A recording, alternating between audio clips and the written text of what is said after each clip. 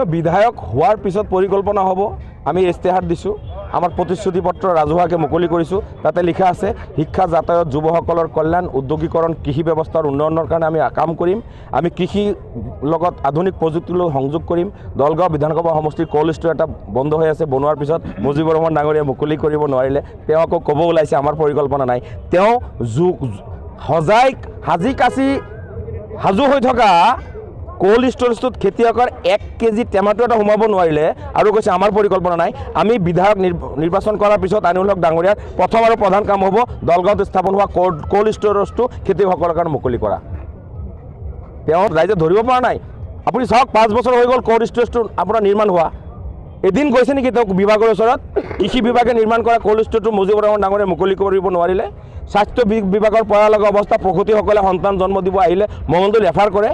তেওঁ কৈছে আমাৰ কোনো কৰ্মসূচী নাই। কৰ্মসূচী আমাৰ আছে, তেওঁ যিখিনি ভগা ৰাস্তা জোৰা মাৰিব নোৱাৰিলে সেইখিনি আমি জোৰা মাৰিম। আমি হস্পিটেলত পৰ্যাপ্ত পৰিমাণ ডক্টৰ আৰু ঔষধৰ যোগান ধৰিম।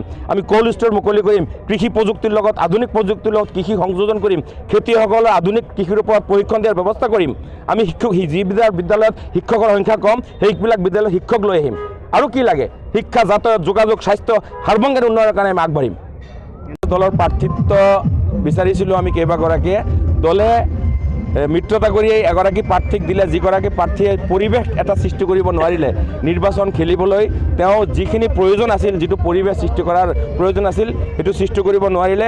আমি দেখিছোঁ, আপোনালোকে নিশ্চয় এইটো আপোনালোকে এটা নিশ্চিতভাৱে লক্ষ্য কৰিছে যে আজিজুৰ ৰহমান ডাঙৰীয়াই মুজিবুৰ ৰহমান ডাঙৰীয়াক ফেৰ মাৰিবলৈ ইলেকশ্যন খেলা নাই। তেওঁ যেন কিবা প্ৰকাৰে মুজিবুৰ ৰহমান ডাঙৰীয়াক পুনৰবাৰ বিধায়ক বনোৱাৰ এটা অভিযানত নামি পৰিছে। সন্দেহ হৈছে আমাৰ। সফল হ'ব? চাওক কেনেকৈ সফল হ'ব। নিৰ্দলীয় প্ৰাৰ্থী আনিউল হক ডাঙৰীয়া আজিৰ তাৰিখত 70,000 ভোটৰ ব্যৱধানত বিজয়ী হৈ আছে।